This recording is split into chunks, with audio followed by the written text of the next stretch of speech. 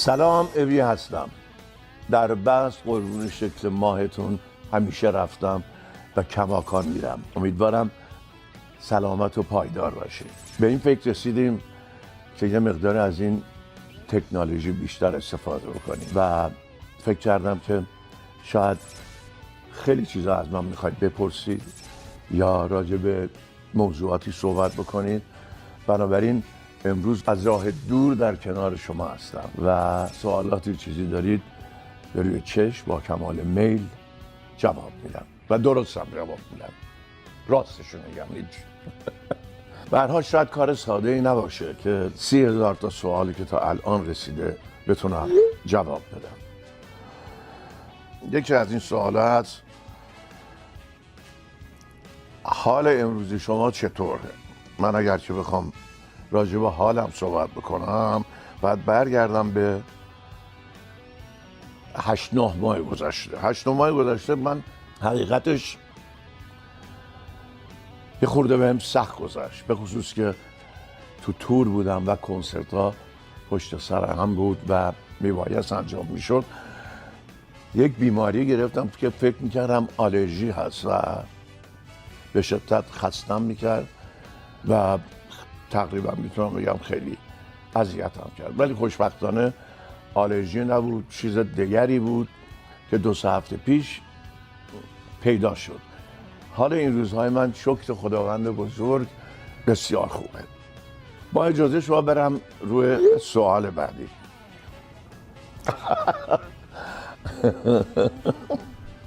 آیا اون حوله واقعا بوی آبگوش میداد؟ با کمال تأسف بله. چرا؟ خب برها حتما با دیگ آبگوش در تماس بوده. بله، بوی آبگوش میداد. البته این حوله در این کنسرت در شهر برلین بود. کسایی که اون ویدیو رو دیدن وسط کنسرت من حوله‌ای دادن که صورتم رو خوش کنم و این حوله واقعا بوی آبگوش میداد، غذایی که بی نهایت دوست دارم و بله، بوی آبگوش میداد، واقعا بوی زیبای آبگوش میداد یا بوی خوش آبگوش. بریم سوال بعدی.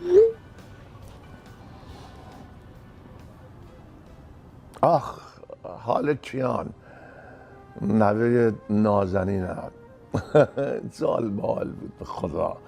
آخه یه ذره وجودم قلقلکی شد. بسیار خوبه و مثل پسر بچه های دیگه الان 1 سال و تقریبا 1 ماهشه. شیطون و دخترم سایه از صبح تا شب بعد دنبال این خوشگل و زیبا بدوه. کیان خوبه. مرسی که حال کیانو پرسیدین. این سوال هم بسیار سوال جالب و زیبایی است. آیا تا به حال فکر کردید که در آینده بخواهید تجربیاتتون رو به نسل جدید انتقال بدید؟ بارها گفتم این رو. بارها گفتم که زمانی که کارم کمتر خواهد شد یا بتونم، حالا اسمش شاید بازنشستگی باشه، بارها گفتم که دنبال کسانی هستم که استعداد داشته باشن، با کمال میل، با تمام وجود تمام تجربیاتم رو در اختیارشون خواهم گذاشت. امیدوارم این اتفاق بیفته، برای اینکه برای خودم هم بسیار زیبا و قشنگ این کار. 3 تا از آهنگ‌های مورد علاقه خودتون چی هست؟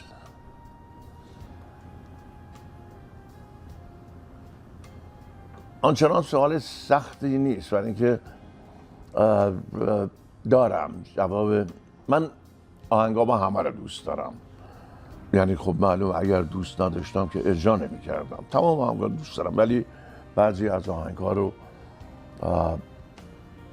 علاقه به خصوصی بهش دارم. مثل آهنگ پوست شیر. این آهنگ رو بسیار دوست دارم و آهنگی است که فکر کنم 44 سال پیش خوندم از کارهای آقای جنتی عطایی و زنده یاد واروژان. اون رو بسیار دوست دارم. یکی از کارهای آلبوم ستاره های سربی رو بسیار دوست دارم. در آلبوم دیگری الان اسم آلبوم به خاطرم نیست، ولی آهنگی است به اسم شبگریه یا واژه رنگ زندگی بود وقتی تو فکر تو بودم. این کارم بسیار دوست دارم. به هر حال این کارا رو وقتی اجرا میکنم میفهمم چقدر دوستشون دارم. روی صحنه اجرا میکنم احساس نزدیک بودن به ترانه و ملودی رو دارم. شاید دوست داشتن این کارها به خاطر این مسئله باشه.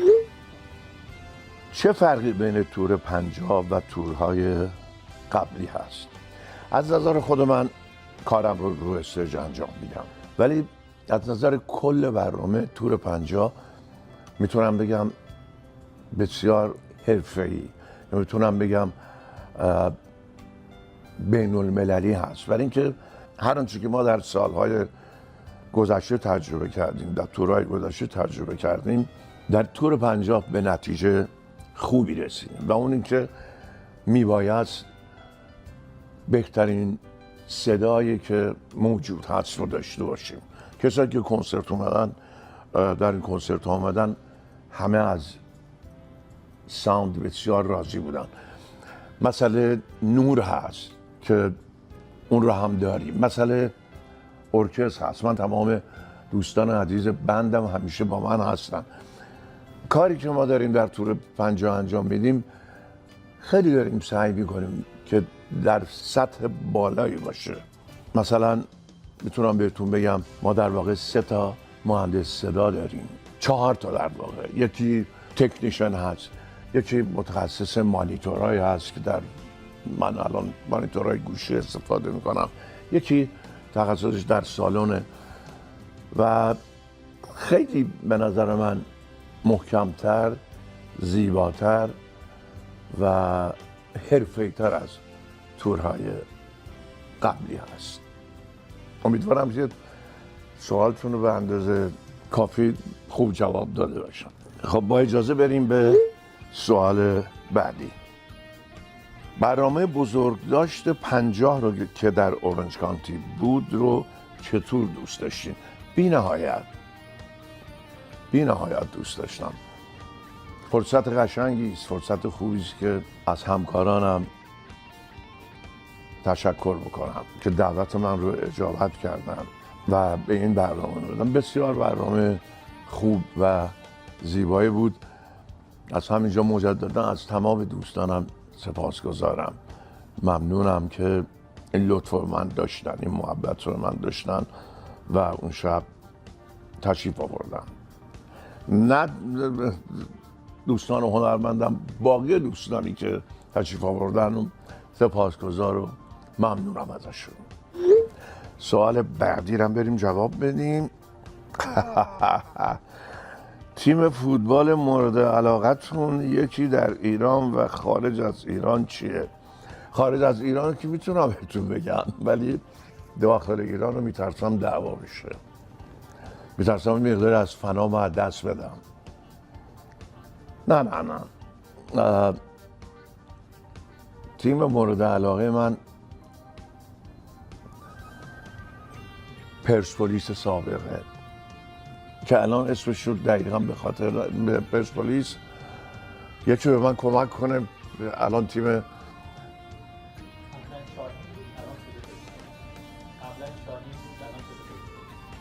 قبلا شاهین بود، الان پرسپولیس. نه ولی یه اسم دیگه داره.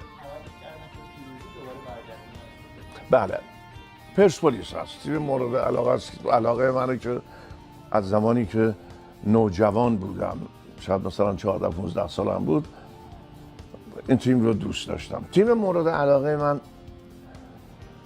چون من در واقع در اسپانیا زندگی میکنم، بنابراین خب باید طرفدار تیم‌های اسپانیایی باشم.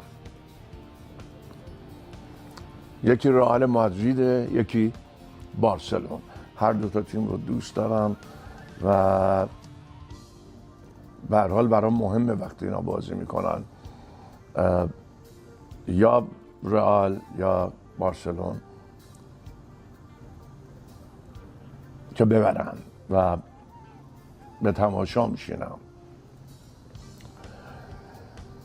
سوال بعدی رو با عزتون. ای بابا، میگم چرا دماغتون عمل نکردی؟ خب اگه من دماغ عمل کنم دیگه ابی نیستم.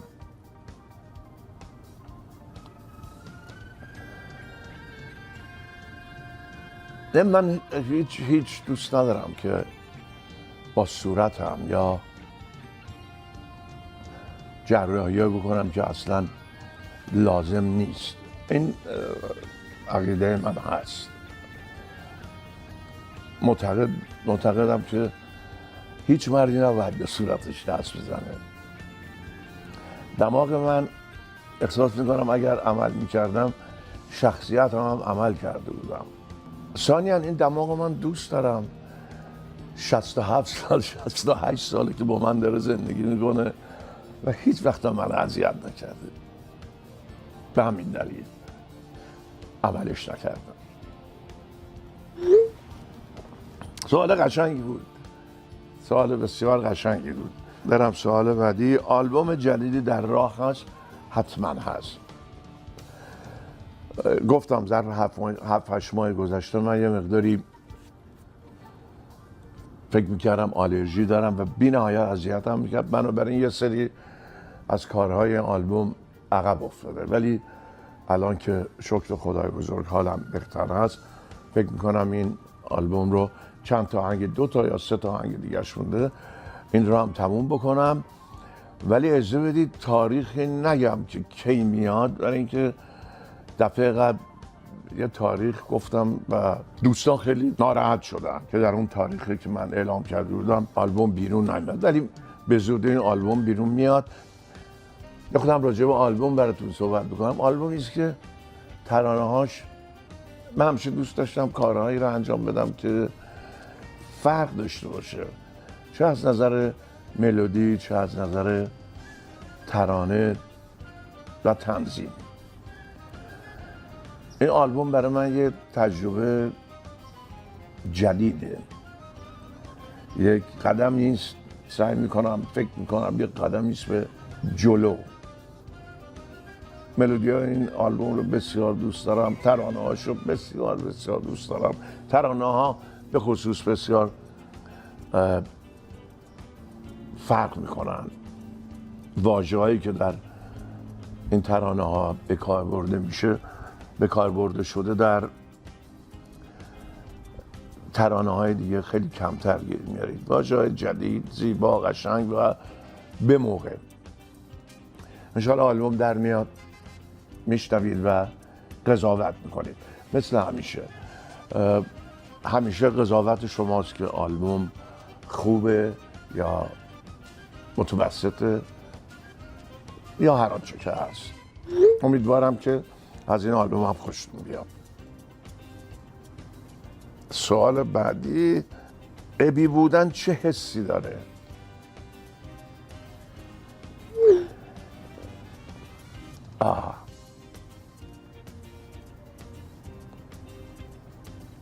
شیرین ترین و قشنگ ترین حسی که میتونه کسی داشته باشه. این به ابی بودن ارتباطی نداره، به کار ابی ارتباط داره. فکر میکنم که شاید منظورتونم از این سوال این باشه که ابی بودن به عنوان خواننده چه حسی داره. میتونم بگم زیباترین حس، زیباترین عشق، زیبایی کامل، زیبایی بی‌نظیر. این زیبایی با شما در واقع صورت میگیره. این زیبایی زمانی است که شما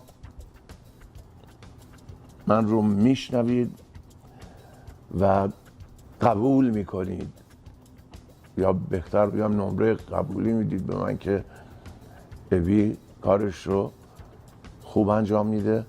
و این حسی که به من میدید، این عشقی که شما به من میدید، این زیباترین چیزیست که در زندگی میتونم داشته باشم.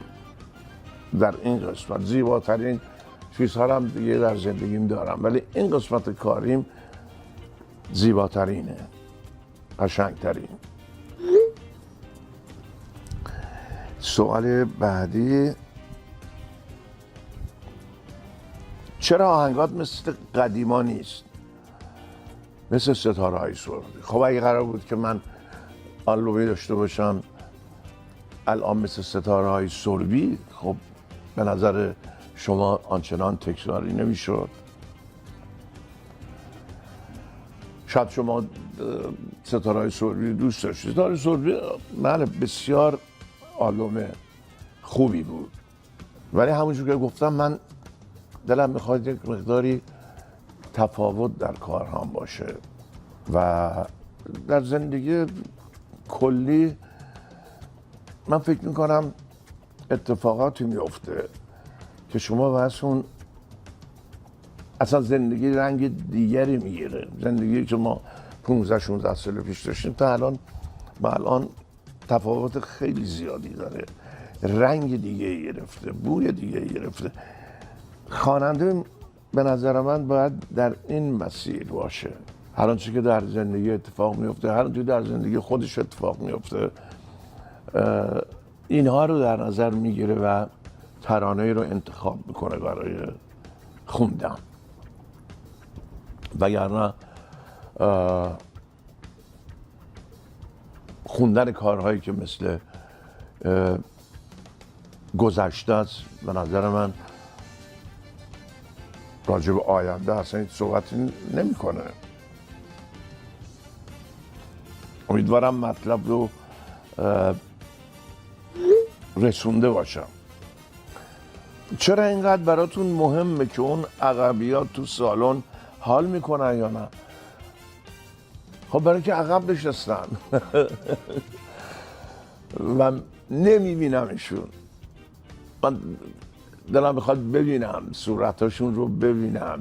معمولا اون قسمت عقب سالن نور آنچنان نیست و من برای اینکه خیال اونها راحت بشه که دلم با اونها هم هست، همیشه میپرسم عقبی‌ها چطورن، حال میکنن؟ تور 50 کی تمام میشه؟ ببینید مثل هر توری، مثلا تور جان جوانی شروع کردیم تا به انتها رسید 2 سال طول کشید. تور 50 هم فکر میکنم در همین حدود باشه. الان 1 سالش گذشته، 1 سال دیگه همونطور که گفتم هنوز ما این تور رو به امریکا نبردیم. تازه فکر میکنم هفته دیگه یعنی امریکا شروع میشه. یه مقداری در کانادا بوده و شهرهای دیگه هنوز در اروپا هست. فکر میکنم 1 سال دیگه انشالله. من که اینقدر دوست دارم بگو چند تا من دوست دارید؟ بی نهایت. نمیدونم شما کجایید، ولی اینو مطمئن باشید که اگر من رو دوست دارید این ارتباط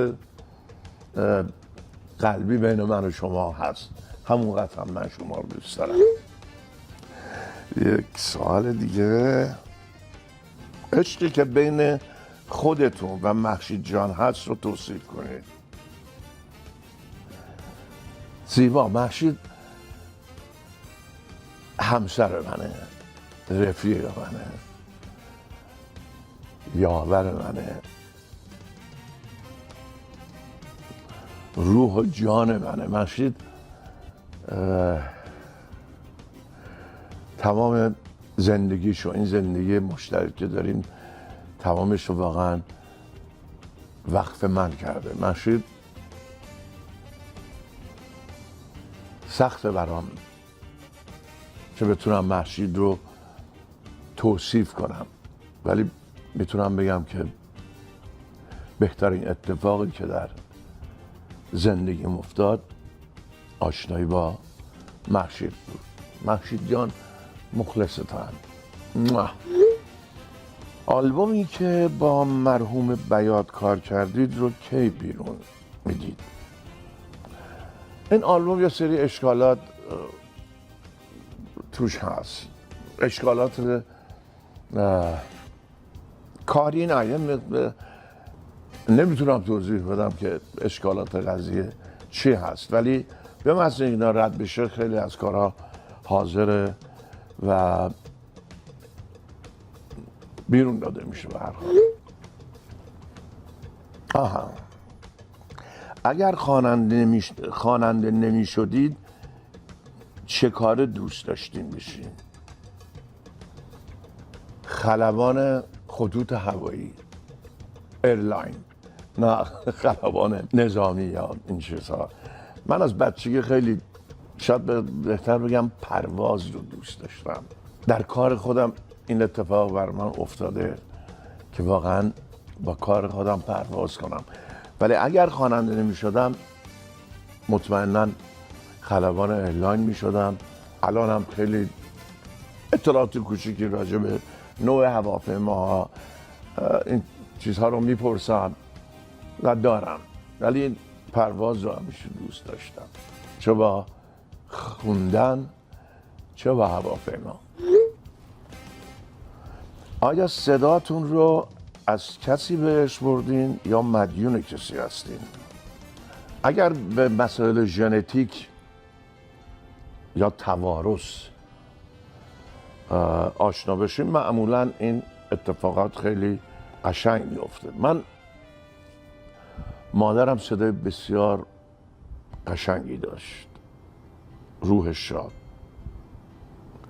پدر بزرگم هم صدای قشنگی داشت، بنابراین میتونیم بگیم که این توارث از پدر بزرگم به مادرم رسیده، از مادرم به من، اگر که به این مسئله معتقد باشیم که من خودم کاملا معتقدم. بدن اینکه خواهرام هم صدای قشنگی داشتن و دارن. این مسئله توارث میتونم بگم گیر دختران خودم مؤثر بوده. سایه دخترم اگرچه بسیار خجالتیه ولی بسیار صدای خوبی داره. من فکر میکنم که از مادرم به ارث برده باشم، مادرم و پدر بزرگم. برای بعد از تور 50 چه برنامه‌ای دارید؟ یه خورده آرامش، یه خورده فکر کردم به اینکه به کارهای دیگه برسم، از جمله کارهایی که بتونم تجربیاتم رو در اختیار کسی بذارم. بازنشست نمیشم، برای اینکه بازنشستگی تو این کار نیست. این کار تمام زندگی منه، تمام روح منه. سوا شدن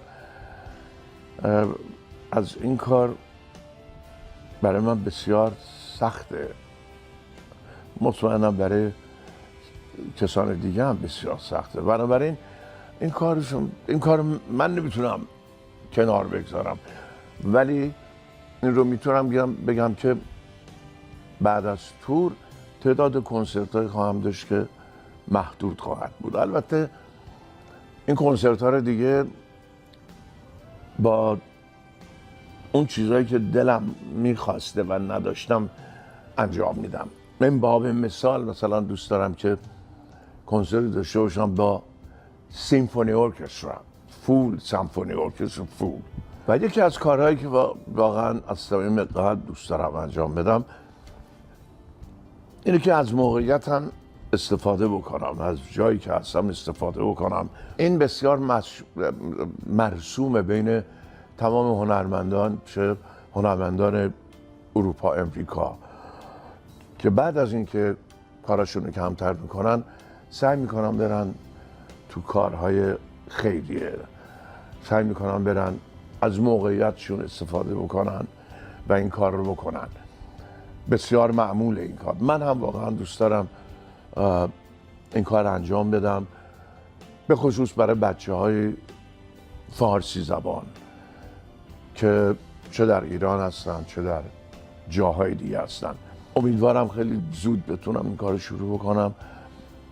بچه‌ها آرزوهای خیلی زیبایی دارن، این آرزوها رو میشه برآورده کرد براشون. شاید بتونم این کار رو بکنم، آرزوهای بچه‌های فارسی زبان رو که در جاهای مختلف جهان هستن بتونم. یکیشون دوچرخه میخواد، یکیشون توپ میخواد و هزاران آرزوهای کوچک دیگه که میتونه قلب یک بچه رو تپش در بیاره، یه بچه رو خوشحال بکنه. از اینجور کارا. اتفاقا دنبال یک اسمی میگردم، شاید بتونی شما بهم کمک بکنید برای این کار خیریه.